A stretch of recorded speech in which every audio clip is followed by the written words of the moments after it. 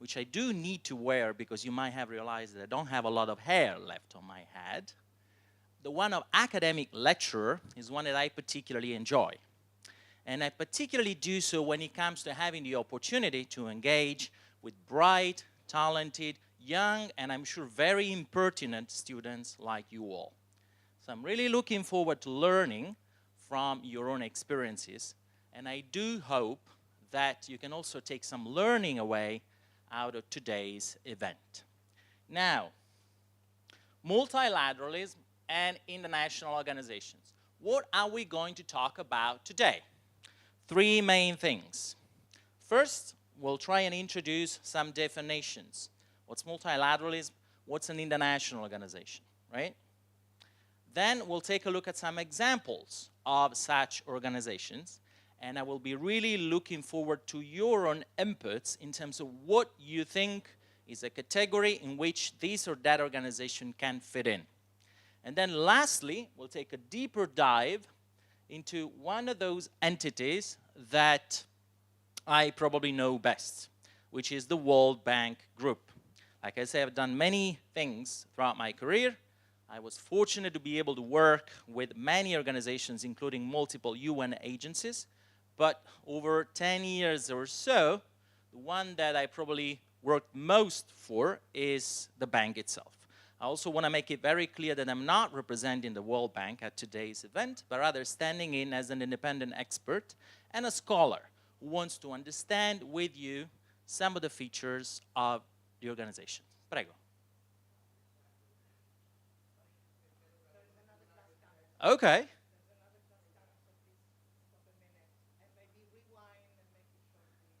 Okay.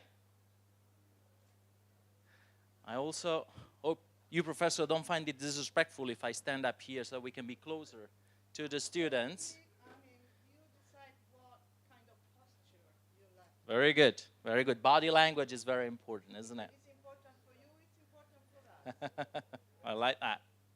Okay, come on in. Come on in, guys. We're late. Morning, everybody. You're welcome.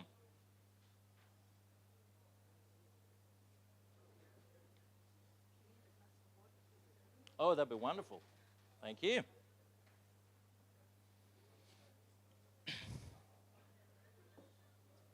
Yep. Thanks.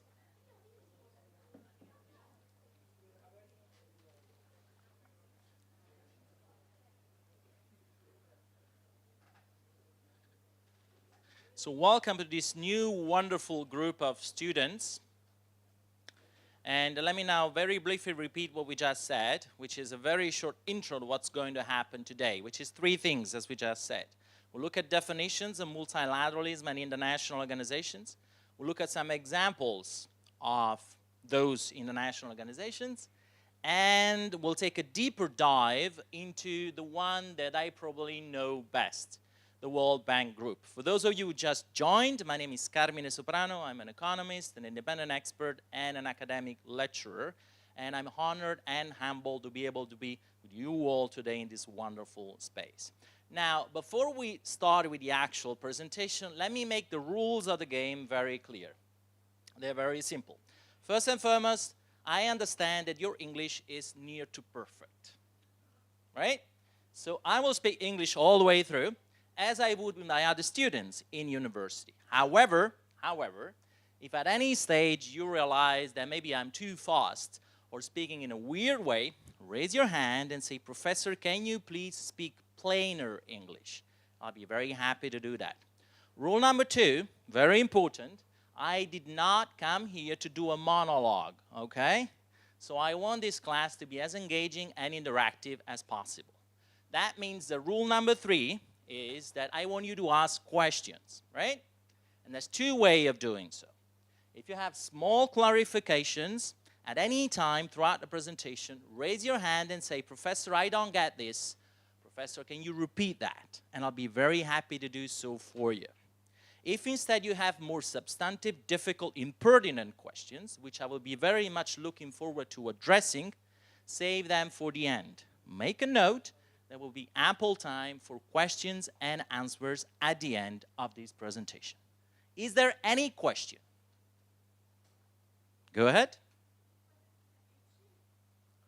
I think she's sitting here. Don't worry, no, that's Paola Bisegna. I'll be waiting. I'll do that. Don't worry. Good. Problem solved. Any other question? No? Good. Well, let's dive straight into it. Definitions. Multilateralism. Can anyone give me your own definition of multilateralism? What do you think that supposedly difficult word mean? Give me a definition. Anything.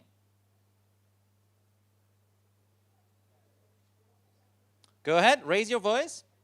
Yes, yes, please. I'll be happy to repeat it to the class. Don't worry. What's your name? Nicole. Go ahead. Nicole says, it could be what? Go say it in Italian, I'll translate. Don't worry. It could be on every single side. Very good. Thank you very much, Nicole. Anyone else? Do we have different views? They're in the back.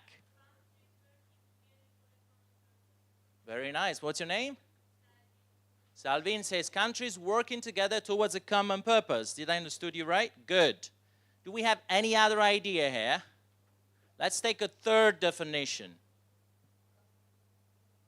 Anyone else? Agrees or disagrees with Nicole or Salvin? No? Can we get a boy to say something here? Huh? I know it is difficult, but that's why I'm saying. Boys have no ideas about multilateralism. Or maybe they don't care about it. Sorry, are you saying something?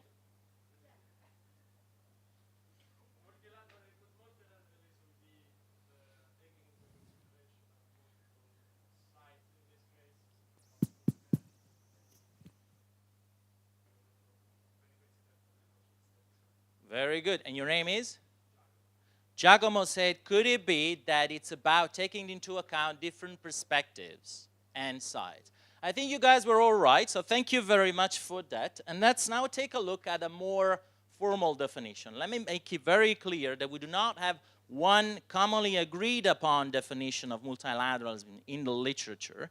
So those of you who are interested in international relations will probably bump into multiple definitions of that. But I do think it's helpful for us today to take a look at least one of those. And that's the one I really like to show you guys. Multilateralism is an institutional form which coordinates relations, like some of you have said, among 3 or more states based on generalized principles of conduct which specify appropriate conduct for class of actions without regard to particularistic interests of the parties. And there's a few words that I took the liberty of highlighting in red because that's particularly important here. One is relations, and you can understand why that's the case. You've already hinted to that in your answers. The other one is the number of states. Why are we saying 3 or more? Why?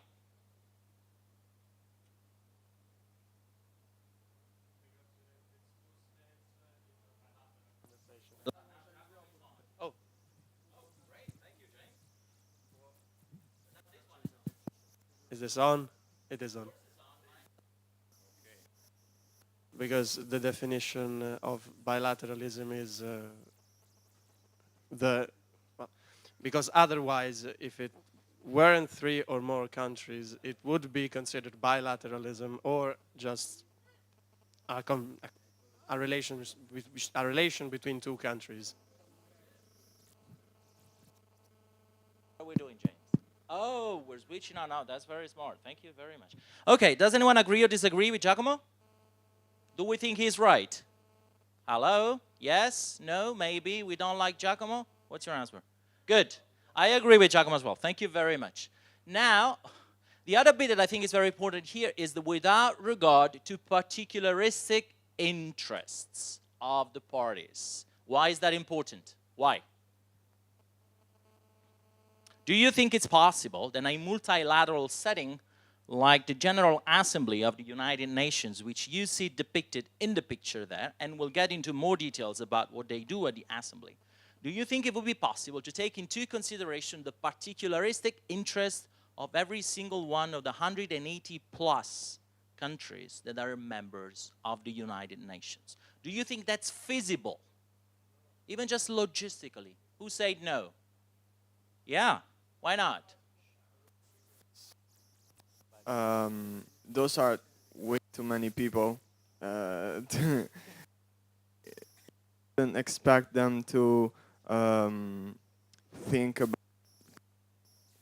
concrete solutions when everyone put their interests before, like, forward, right?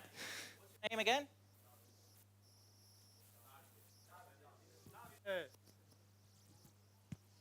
This one.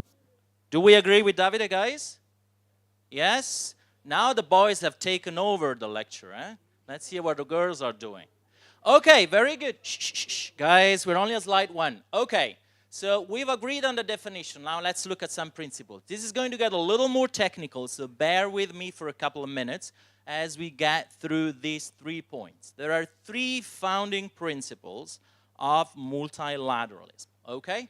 The first one is indivisibility of interests. Now, in the context of Diplomacy Festival, under this series of lectures, there was one about NATO, the North Atlantic Treaty Organization, recently. Do we know what NATO is? Yes? What is NATO? And if you don't have a microphone, I'll repeat it in the mic, no worries. What is NATO? No worries, James, I can repeat. Anyone? It's all over the news these days, guys. Come on. What is NATO? Yes. You with the glasses. Go ahead. You with the glasses. Tell us, what is NATO? Okay. Okay, NATO is the North Atlantic Treaty Organization. It's a defense alliance. Okay, it's all over the news these days because of the war in Ukraine. All right. There is one founding principles of NATO, which is the very reason why people decided to adhere to the NATO, and that's called collective security. What is that principle all about? The principle says that if, for instance, now in the case of the war in Ukraine, Russia attacks any NATO member, Lithuania, Poland, France, Italy itself, all of the other NATO members will come to the defense of the attack. And now this is, okay, good. So that's called NATO Collective Security Principle. It is one example of the broader founding principle of multilateralism called indivisibility of interests. What does that mean? That all of these parties, the members of the NATO, are in it together. So their collective security is undivisible, okay? It's not possible to imagine that Russia attacks Lithuania, for instance, and Italy, the US, Germany, France, and everybody else who's member of NATO do not come to the defense of the Lithuanians. That is the reason why people, countries in fact, signed up for NATO in the first place. Is this clear, guys? This is very important. Yes, no, maybe, we don't care, we do care actually. Yes, good. Principle number 2, a little more difficult, but we can get through it as well. Diffuse reciprocity. Now, the moment you're a member of NATO, you have to contribute, right? You have to contribute money to the budget of NATO, and troops, soldiers, tanks, military equipment, you name it. Now, obviously, different member countries have different capacity to contribute. They have different budgets, they have different numbers of troops, etc. So do you think it's realistic? Let's say the US is putting in, I don't know, 100 tanks. I'm just making up examples. Italy can only put in 30 or 40 because it's a much smaller economy compared to America. Do you think it's realistic to envisage a scenario where the US say, oh, I put 100 tanks in, I want my 100 tanks back whenever need be. And every other member says the exact same thing. Do you think that's possible?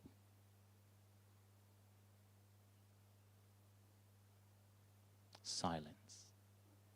Yes, no, there's no right or wrong answer. Just say something. Is it possible or not? No. Who said no? Go ahead. I'll repeat the question. Or maybe you can, yeah, go ahead, go ahead. So if everybody will take the money back as much as they put, let's say, where is the united purpose? Then where is the principle all for one, one for all?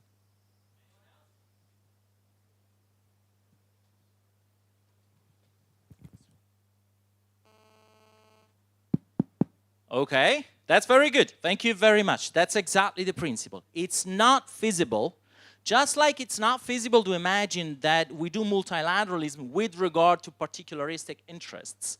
Think back of what someone said about the definition. Similarly, it's not possible to imagine that everyone gets back exactly what they put in the first place. That's not the idea. The idea is that we're in this together. Right? And in the long term, overall, things will balance out. So someone will put in more and get something back a little less in, but overall, since they are all safer because of principle number one, which in the case of NATO is collective security, then they are happy to share this principle of diffuse reciprocity. Is this clear, guys? Yes, this is a little more difficult, I reckon that. But we need to understand why those two are connected. Yes? No? Maybe? Yes? Good. Principle number 3, dispute settlement. Does anyone know what the WTO is?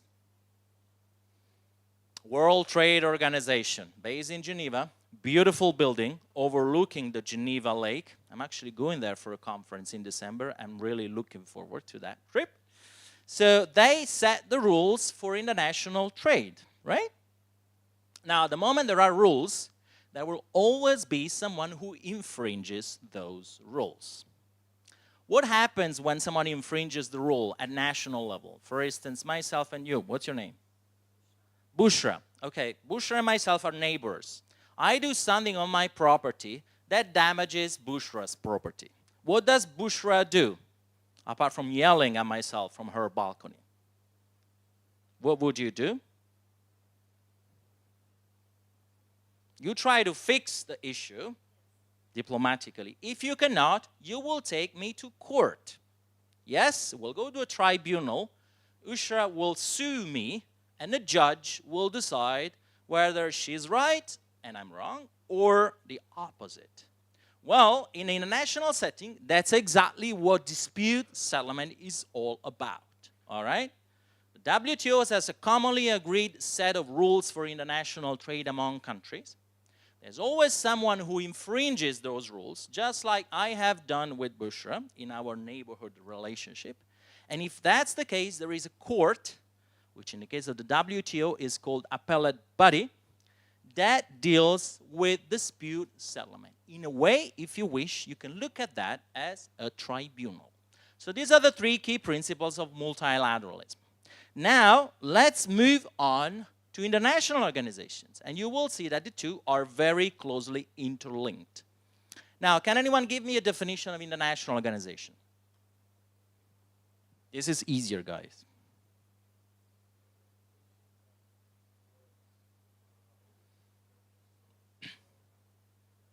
And your name is Davide, right? Davide is saying it's an organization that works at an international level. Thank you, very easy. We wanted something a little more elaborated, but you're on the right track. Good. Anyone else?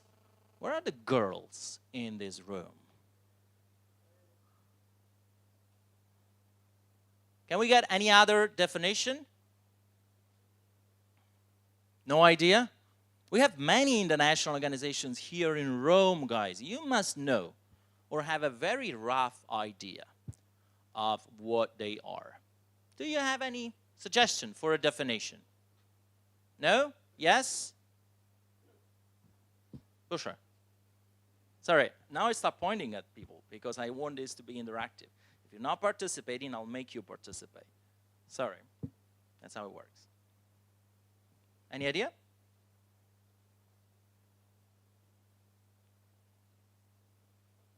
Okay, while Bushra thinks about a definition, let's look at the definition, and you will see that Davide was very close. So let's look at this one. An international organization is a stable set of norms and rules meant to govern the behavior of states and other actors in the international system. Do you notice any similarity between this definition and that definition? Do they have anything in common? Yes? Your teacher is nodding and saying yes. Do you guys think yes? And what's your name?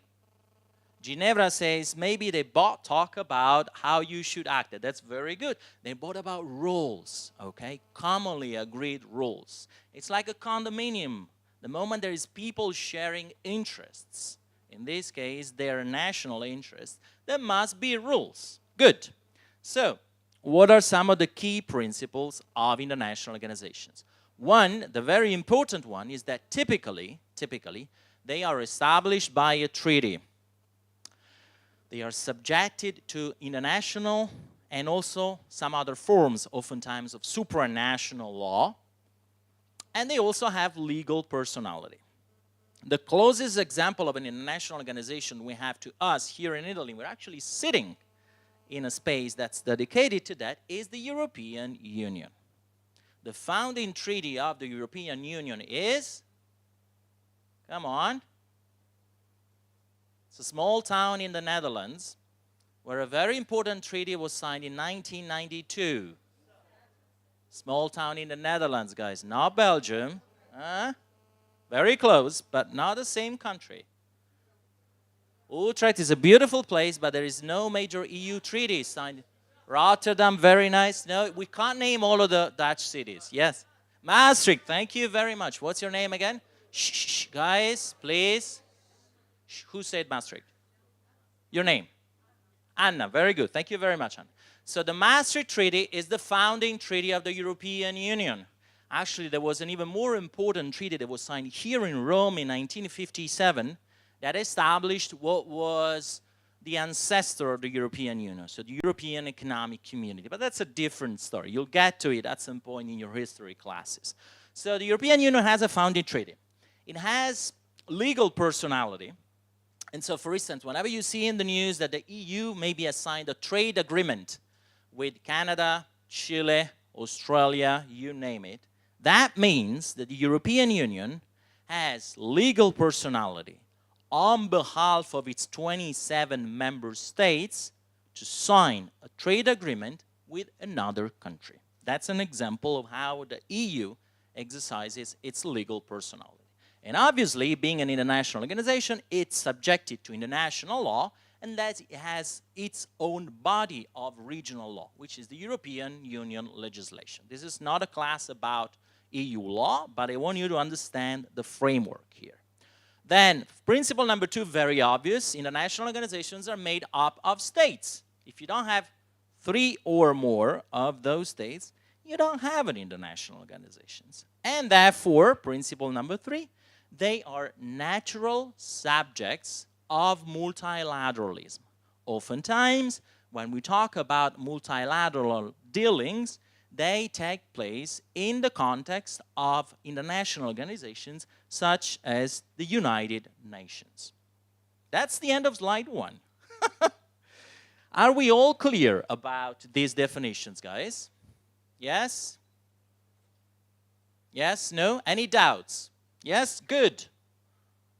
Oh, the last clarification is a minor one, but I want you to be clear as well. Have you ever heard of NGOs? Yes? Who said yes? Raise your hand. Go ahead. Okay, and what are they?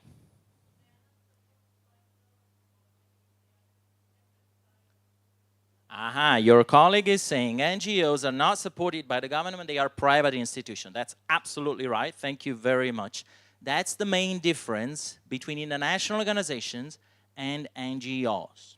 NGOs like Save the Children. Have you heard of Save the Children? Amnesty International, the WWF? Yes. They're all non-governmental organizations. They are also based here in Rome. They have an office, yet they do not have legal personality. They cannot sign international treaties. And they are not subjected to international law. They're based here and they follow the Italian law, which is the law of the land. Okay? Good. So when we say international organizations, in fact, what we really mean is intergovernmental, IGO. And the reason why we have that, it's because IGOs are different from NGOs.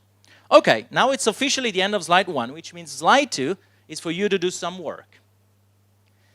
Because these are some of the categories of international organizations.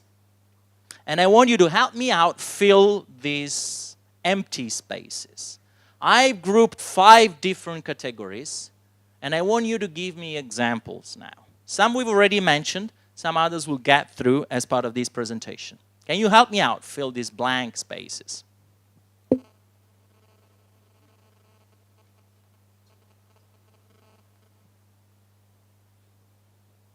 Does anyone know how to fill these spaces?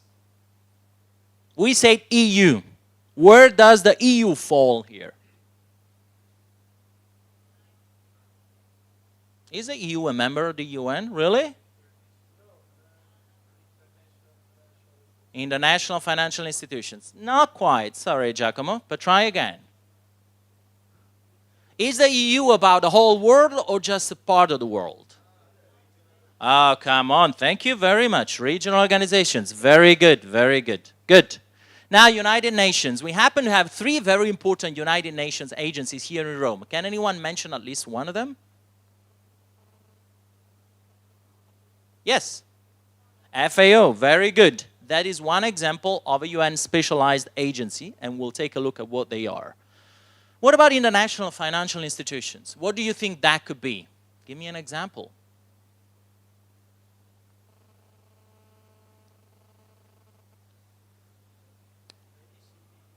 The ECB, yes. In a way, yes. Yes.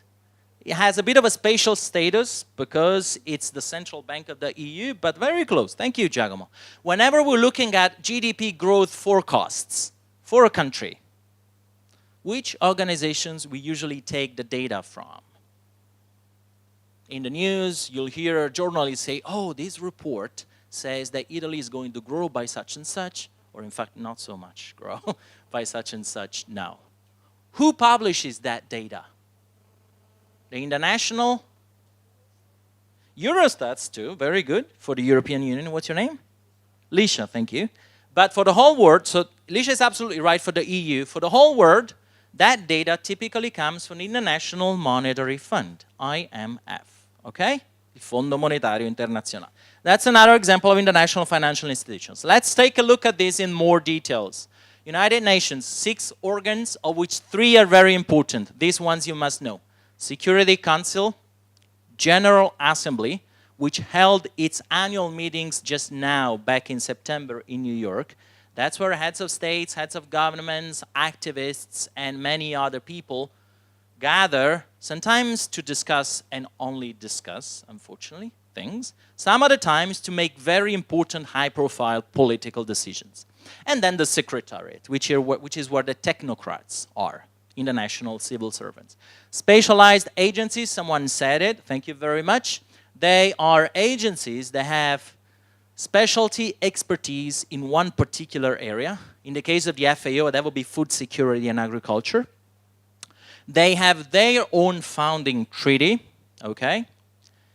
But they are also subjected to the UN Charter, which is the main legal reference in the United Nations. And they have a special status within the UN system. And then you have programs and funds. Have you ever heard of the WFP, World Food Program? Yes? Who said yes? Where are they, Davide?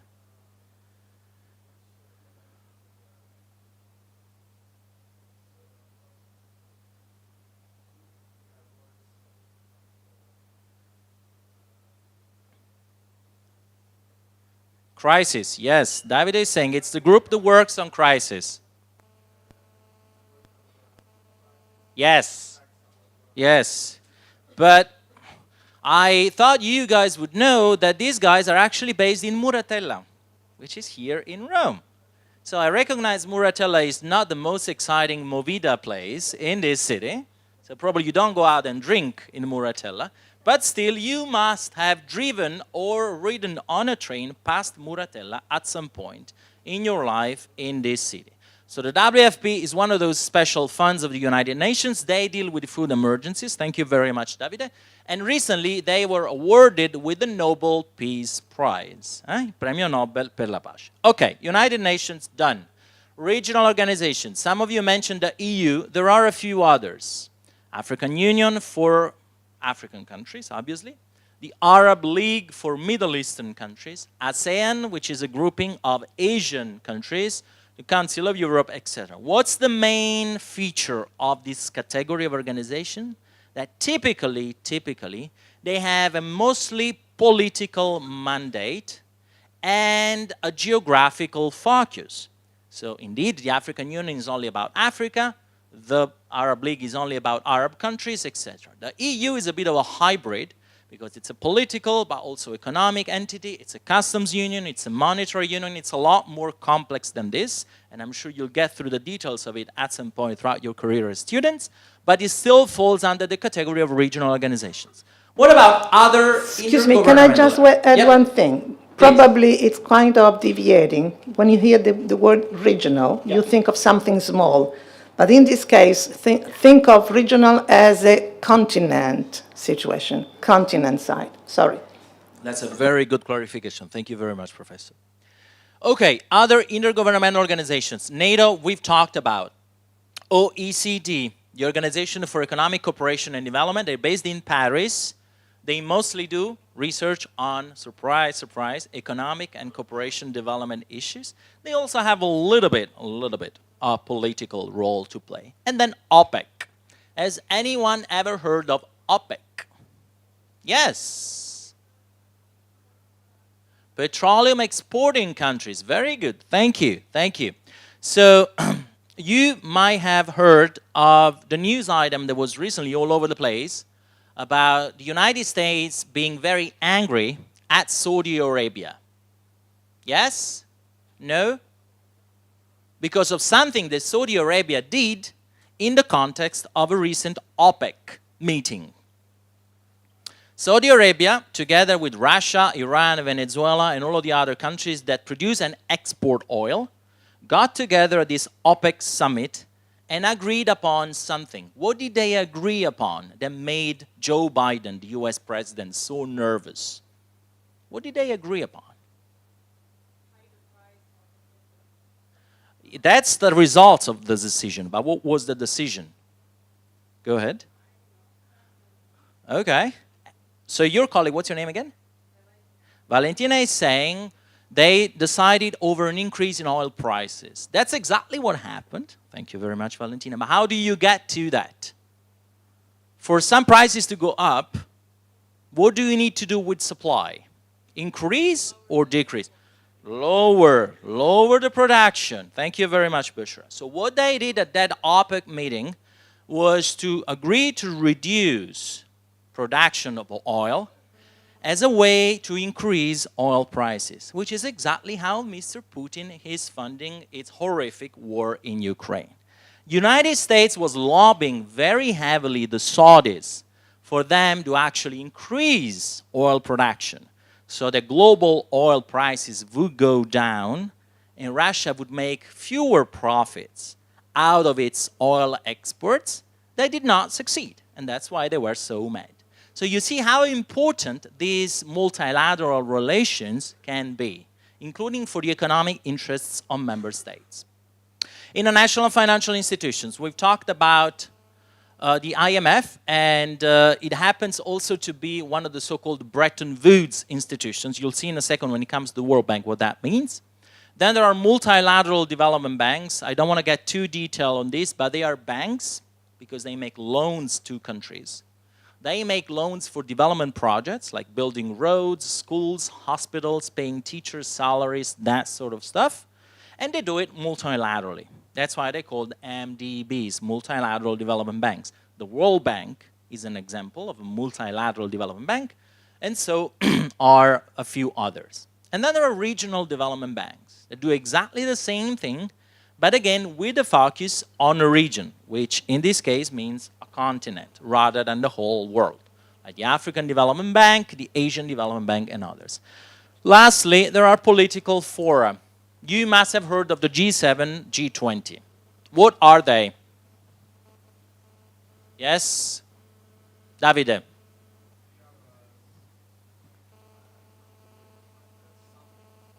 It's a summit, Davide is saying. Very good. Yes?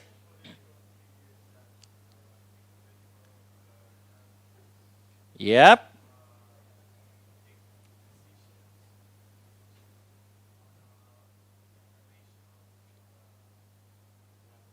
So Davide is saying G7, G20 are summits of countries that get together to make decisions at international level, which is very good. Thank you very much, Davide. But what's the particular feature of these groups compared to pretty much everything else? Pardon? They are very strong economies. Thank you very much. The G7 countries happens to be the world's 7 largest economies. That's absolutely correct. But do you think they can sign treaties as a group? Have you ever heard of the G7 signing a treaty with Canada about trade, for instance? Actually, Canada is a member, so maybe with Brazil. Do you think they have legal personality so that they are able to sign treaties, for instance? Yes? No? Maybe? They do not. Use your student strategy. When a teacher asks a question, this way. Thank you. See, that's why I should do more teaching. Thank you very much, Professor. So the answer is obviously no. These are just political fora, precisely as Davide said. Why are they important? Because sometimes with very big and complex issues like the war, inflation, pandemic, global migration, climate change, you name it. There's so many, unfortunately, these days. Certain issues cannot be solved at national level. And so people need to agree on their decisions. And that's why these fora are all about. So G7 and G20, we know what they are. Italy, in case you didn't notice, hosted the presidency of the G20 last year. BRICS is the group of the so-called emerging economies. B for Brazil, R for Russia, I for India, C for China, S for South Africa, right? Quad is a more recent grouping including the United States, India, Japan, and Australia that was founded to counter the influence of China in the Asia-Pacific region. These are our categories. But now the broader question is, what's in it for me? If I'm a country and I want to be a member of one of these organizations, why should I sign up? What are the benefits, in your opinion?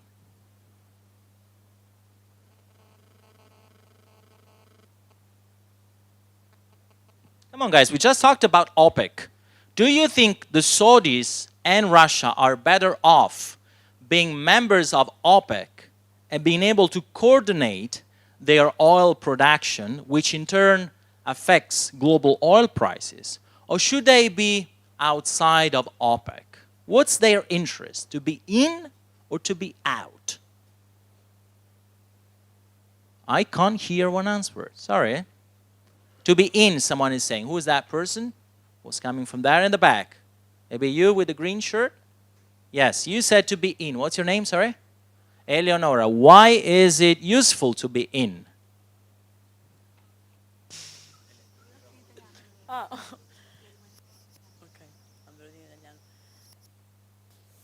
Perché sicuramente benefici anche a loro e insomma è meglio essere dentro piuttosto. Eleonora.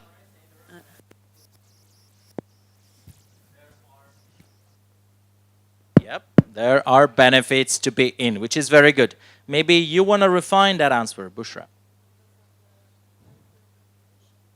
Because of the unfair calculation. What do you mean by unfair calculation? I'm not sure I understand, sorry. Say it again. Competition. Oh, because of unfair competition. Okay, that's also very good. Thank you. So there are different benefits out of those, and let's try and list a few. Economic rewards are very clear. We've already seen in the case of Saudi Arabia and Russia how much more beneficial it is for them to be able to get together on an OPEC summit and agree upon oil production levels. That's very, very good for them. Now, the IMF, International Monetary Fund, does anyone know what the IMF is? Do you have any idea?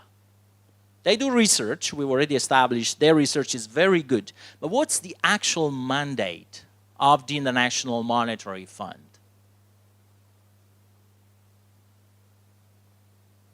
If I say lender of last resort, prestatore di ultima istanza, does anything ring a bell? Have you ever heard this word? Okay, so very briefly, when you're a country in very difficult macroeconomic conditions, think of Argentina, think of Zimbabwe, think of Zambia, chances are that on financial markets, no one will want to buy your bonds, i tuoi titoli di Stato, because they don't trust you, okay? They don't think your conduct is responsible. Did you see what happened with the pound, the British sterling, la sterlina, when recently the government announced this mini budget, as they called it? What happened? Financial markets revolted against the plan, up to the point that the finance minister first and the prime minister afterwards had to resign. And in fact, now we have a new British prime minister, which happens to be the third in 1 year. So you can see that the influence in financial markets can play these days is very heavy. And the moment they are no longer willing to finance your budget, you will have to go somewhere else. Where do you go? To the IMF, which is the only place left on earth willing to lend you money. That's what a lender of last resort does. Of course, the moment you go to the IMF, they will say, okay, here is your money, but since you're not very trustworthy, we want some real commitments from you. And so the IMF money typically will come with some very stringent conditions attached, some painful reforms typically. We don't need to get into the details of this, but I want you to understand that the role of the IMF is very peculiar. The moment you go to the IMF, you're lucky in a way because there's nowhere else that you can go to. But that also means you're in very, very big troubles. Okay? Yes? Let me just say one thing. You are talking to a group of students that's mainly connected to liceo, okay? So the ability to understand economy and all this financial situation is not exactly the best way for them. So let's put it very clear. You find, for example, that in Rome, you see FAO, World Food Program, and so on. You don't see that many seats of IMF and so on, World Bank. You find many of those seats in Africa and other countries. So there is a reason for that. The World Bank or the IMF want to overlook at what you're doing, on what you are performing. When you receive some money, you need to be trustworthy. So that is the point. One other element that you might hear on the television or radio in the news is that Italy is at risk because of the financing of our debt. And that is exactly, so the very big risk is to get in trouble with this situation, and nobody, or very few, would buy our debt. That is something that may help people to understand. Thank you. Thank you very much, Professor. Okay, economic rewards, political influence. Now, let's assume we as Italy, we're lucky in the EU because we're a big country, right? We happen to be the third largest economy in the EU. That comes with responsibility because that means larger financial contributions to the EU budget. We pay more money to the EU, but also we are able to exercise more influence. Now, do you think that smaller countries like Lithuania or Portugal are able to exercise the same influence?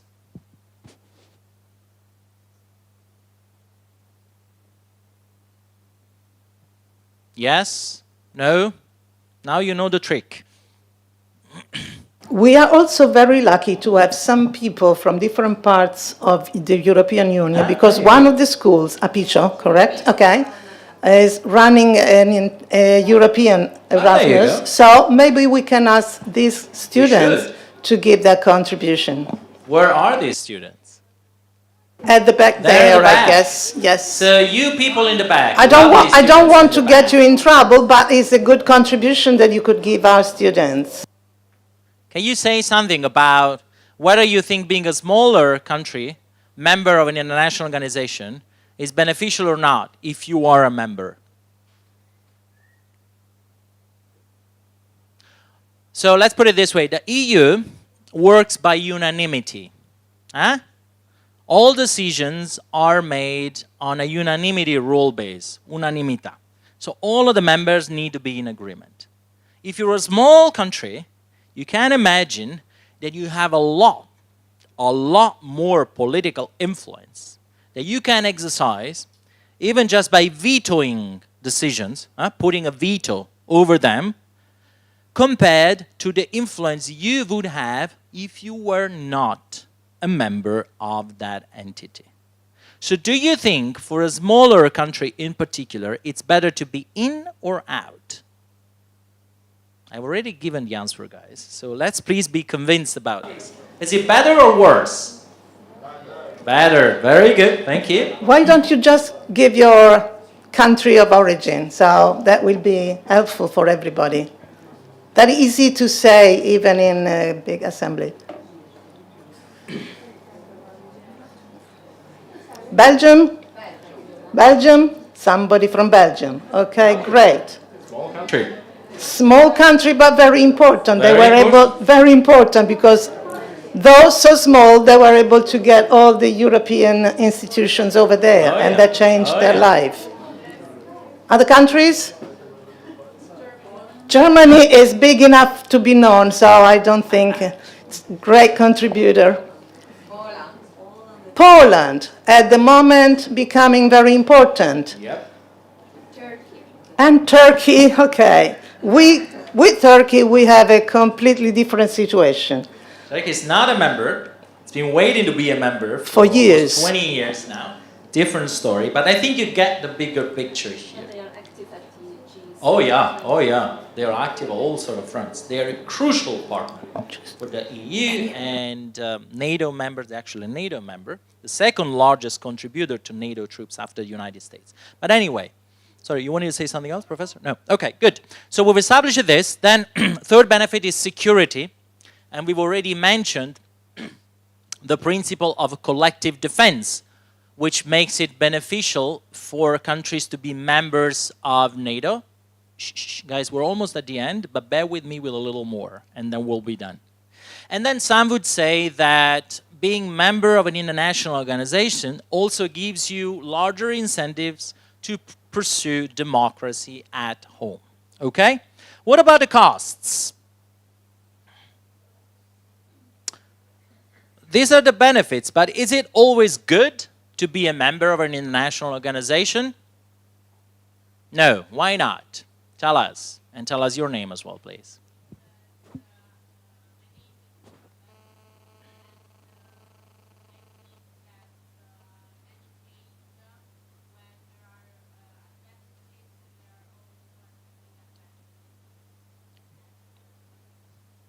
Can you give us an example of disadvantages, Isabel? Thank you very much for your contribution, by the way.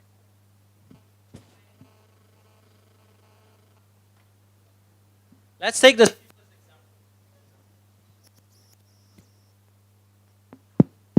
The moment you join the EU monetary union, like Italy and other countries have done, what do? You have to give up your national currency. So probably you're all young enough not to have experienced the liras, but some of us in the room do remember liras. And the moment we have joined the Eurozone, we adopted the euro, which means we lost our monetary sovereignty. Okay?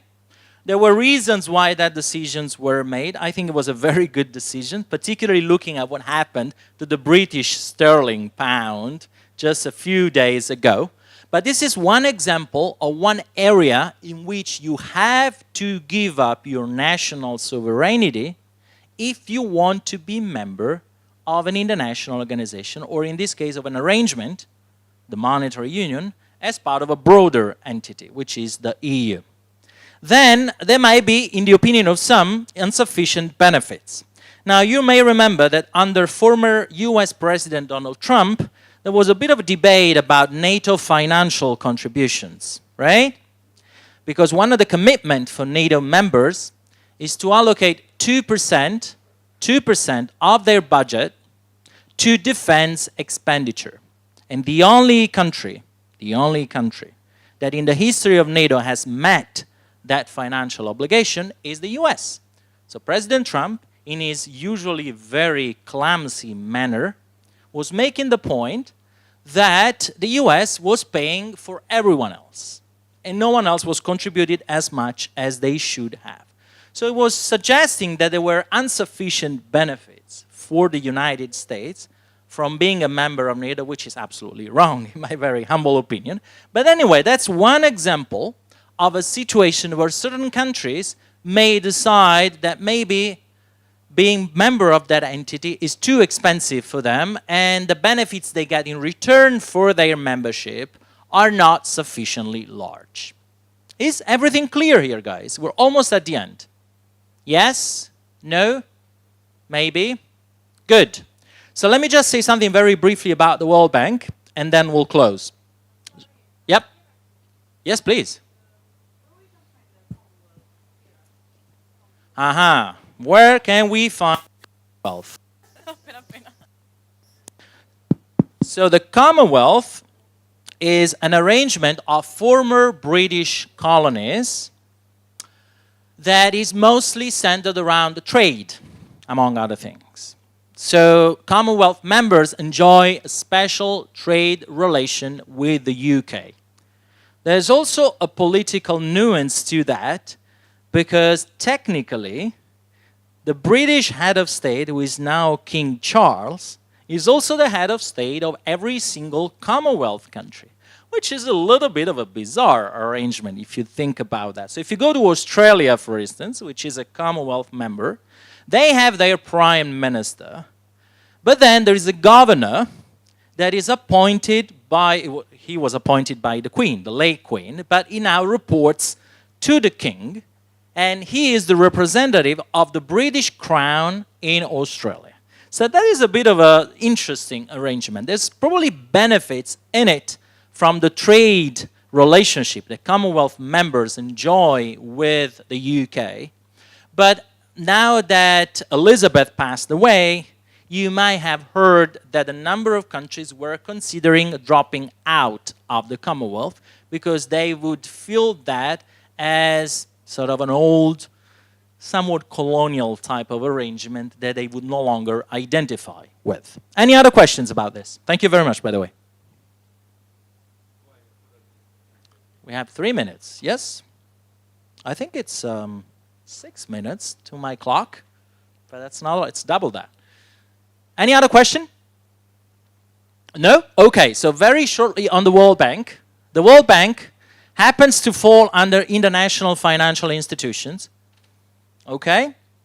Why? Because it does financial issues, but it's also a multilateral development bank. It's a bank that gives loans to developing countries in Central and Latin America, Sub-Saharan Africa, and certain parts of Asia. And those loans are used, like we said, for development projects, building roads, hospitals, schools, paying teachers' salaries, fighting against climate change, so on, so forth. They also do research, so you might have come across some analytical reports. So we said earlier on, when it comes to estimate about the world's economy, the data would typically come from the IMF, the International Monetary Fund.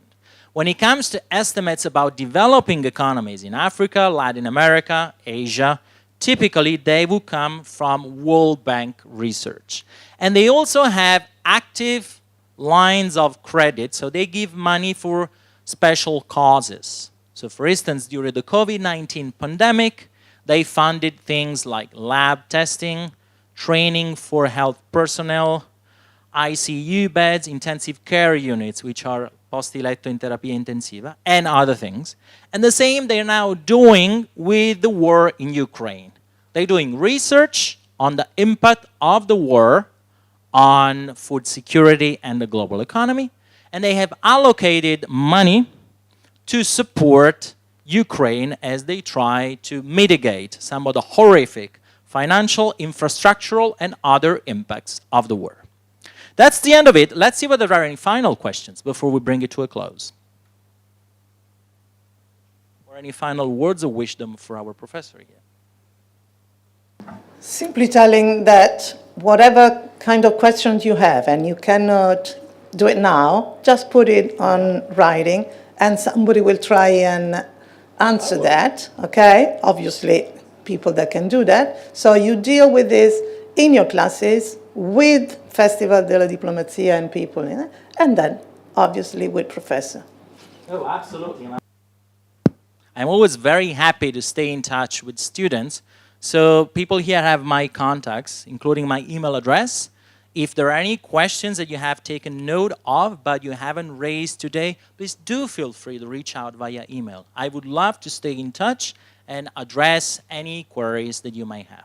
And on that note, I want to thank you all very much for your time and availability to be with me today. Thank you. I want to thank your professors for having agreed to take part in this wonderful event and also to having helped me out deliver today's lecture. Thank you very much.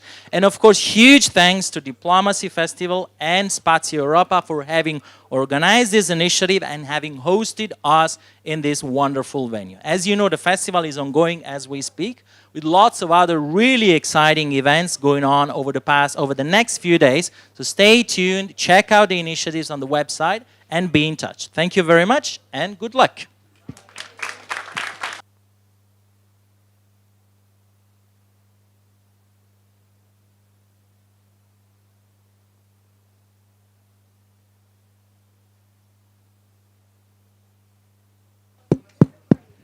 Good morning. I just wanted to thank Carmine Soprano and Paola Bisegna for having moderated and introduced this special topic. I know that some of your class are just coming from outside Rome, so we want to thank your school and maybe spend the next half an hour talking about another topic that is usually used in the international arena and that is also in the diplomacy is becoming more and more important. I'm talking about the concept of soft power. You know what soft power means? Is there anybody that wants to give a definition or try to give a definition of soft power? Anybody? Well, ciao Carmine, buon lavoro. Grazie. I'm sorry, Bartolomucci, 5 minutes for these students. They Too need much. to stretch a But little. we have very short 5 time minutes. after, because after Don't go this- out, but please allow them to stand Okay. up a minute. Okay. Thank But you. don't go out, otherwise it Don't won't be go funny. out. Just maybe I in close the door and agenda. I use not the soft power, I use my hard power to keep you inside the room. But anyway, if you just relax and think about it, somebody may raise the hand and just tell me what soft power means in diplomacy.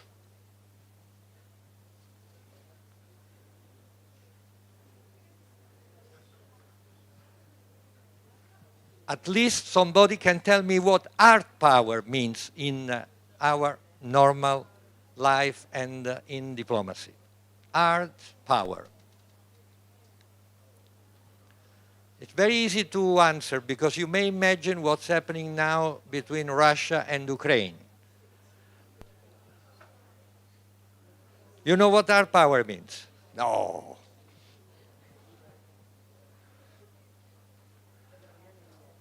Well,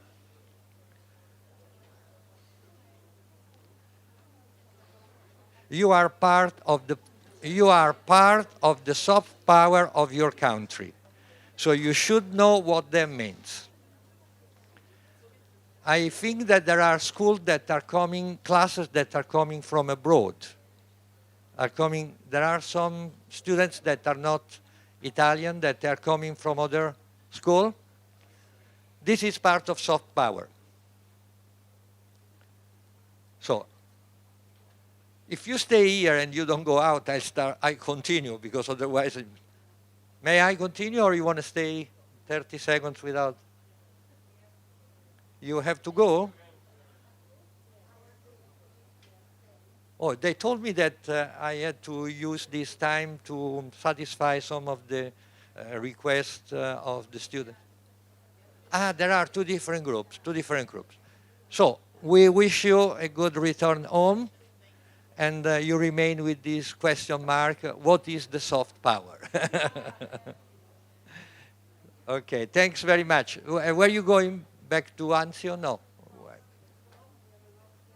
Okay, okay then. Enjoy your time. And thank you very much for coming. Thank you very much for coming. Bye. Bye. So, for the people that will remain. No, che cavolo stiamo a fare? Okay, okay. Bye.